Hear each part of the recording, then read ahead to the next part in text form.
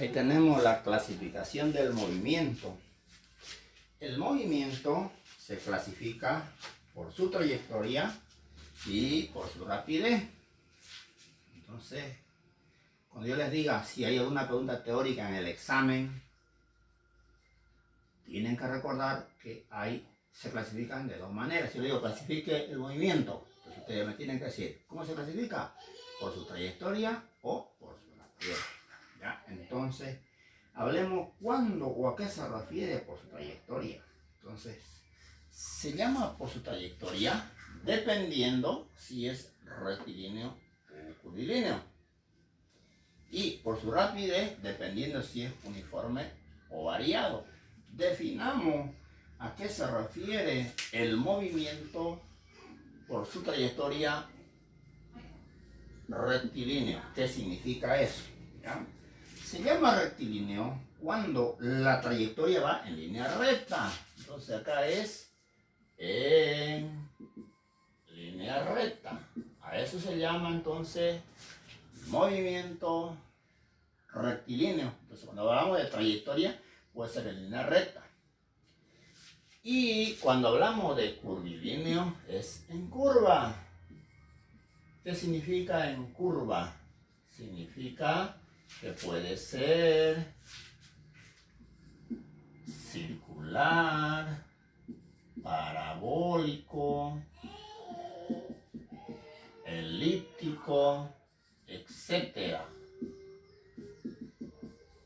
Entonces, hay dos opciones. O el movimiento es en línea recta o es en forma de curva. Así es como se clasifica entonces el movimiento. Por ejemplo, circular. Cuando parabólico, el proyectil, por ejemplo. ¿No? Elíptico, forma de elipse. Entonces, esos son los como se clasifica por su trayectoria. Ahora hablemos por su rapidez. ¿Cuándo es uniforme? Veamos. Se llama uniforme cuando el módulo de la velocidad permanece constante. Entonces, se llama uniforme cuando el módulo de la velocidad permanece constante. Acá se lo voy a anotar, no se olviden. Velocidad constante. ¿Qué significa eso? Significa que hay velocidad, pero no hay aceleración. Ojo, que eso es importante. Dice que el movimiento se llama uniforme cuando va, por ejemplo, 10 kilómetros por hora. El tipo no acelera ni baja la aceleración. La aceleración la mantiene a la misma velocidad. Eso es velocidad constante. O sea que no pisa el acelerador, no lo toca el acelerador. Mantiene con esa velocidad. Pero se llama variado cuando la velocidad ya no es constante. Deja de ser constante, es decir, que ahora sí hay aceleración. Aceleración es diferente de cero. ¿Qué significa diferente de cero? ¿Por qué no le puse mayor a cero en vez de diferente? Porque puede ser positivo, puede ser negativo. ¿Cuándo la aceleración es positiva? Cuando empieza a aumentar la velocidad.